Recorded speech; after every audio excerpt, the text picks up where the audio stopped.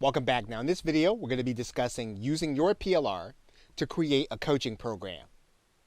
Now another great way to use PLR is to create and maintain a coaching program. Now since you're going to want to have a lot of resources for your customers to learn from, you're also going to want to have resources for them to use. And of course, you can purchase PLR for both of those purposes, both for them to learn from and for them to use. Now you want to make sure that you're going to get high quality vendors of written content especially.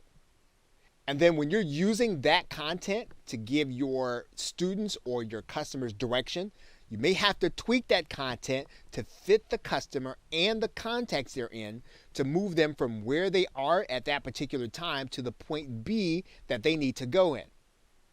So of course, if that's the case, you can't assume that the content that you're purchasing for your students can be used as is. Again, you've got to fit it not only in the context of your niche and the customer, but also where they are at the present time in your coaching program.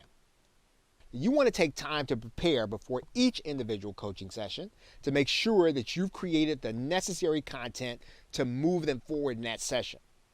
Now in this case, PLR is going to give you leverage from having to do the research as well as creating the components for your students to have for that session. And it is your job to make sure that each component that you give away in that session fits the context of that session.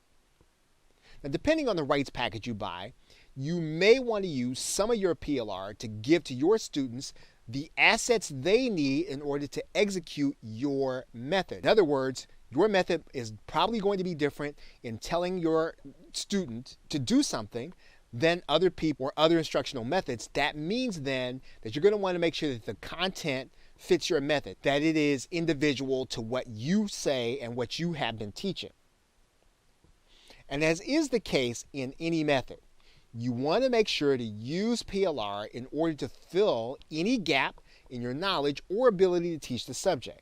That's always a good idea to use PLR to teach basic subjects that your customer needs to know, but that you don't have time to teach. For example, you may want to talk about a method that requires your customer to have a website. However, you don't want to spend your coaching time on website building. So this is a great time to use PLR videos in order to give to your customer as a reference in case he or she doesn't know how to build their own site.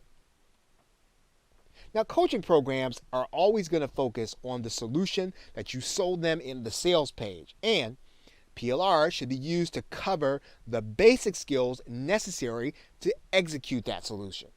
Now, if what you're doing is coaching someone on a specific topic, one of the best ways to get the information for them to prepare for that topic is for you to use PLR. In some cases, what you're going to be doing is you're going to be giving that member content, and then you're going to be tailoring it during your session to fit your program. Other cases, you're going to teach that actual content. And in that case, the best thing to do is to arrange the content into PowerPoint slides for you to present on a webinar or in some kind of online meeting that you're using in order to administer your coaching program. Now, another aspect of providing coaching artifacts is to give your students something to do between live sessions. What this means is that you will need to repurpose components like checklists and mind maps into step-by-step processes. What you'll also want to do then is to think about getting PLR video courses that show those intermediate steps between the points on your checklists and your mind maps. So let's go back to this example where we are going to be considering teaching on building a website, but we don't want to take the time to teach that part of the course. And of course, we're talking about then purchasing a set of videos that would teach us how to set up that WordPress website and use that as a bonus and put that along in our video course. Now, here's the only way that that really works in a coaching program. We've got to make sure that the video we purchase is an extremely high quality program. It's got to really give our students the same level of instruction that we will want them to have from us. We don't want to just give them a video course just for the sake of having a bonus or because it's easy. It's only going to give us leverage if it's at a level of something that we would actually buy, and definitely something that we would want to pass on to our customer. Now, following this, in any coaching program, we want our students to be able to take action on our suggestions. And the best way to do that is to give them the content and components with some of the steps already done for them. So not only are we giving them assets to do, we're going to actually go the next step in doing some of the process for them and giving it to them partially done so that they can have success or that they can overcome some of the barriers that they might have.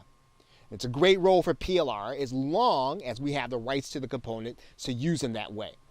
And so PLR has a lot of variation in it that we can actually manipulate in order to give our customer contextually a way to succeed in our coaching program. As long as we're willing, number one, to give them the highest quality, and number two, to make sure it fits the context, and number three, to make sure that the intermediate steps are not the things that we focus on, but that we use PLR to bring our buyer up through those intermediate steps to our solution where our coaching takes over. Okay, so with that, thanks.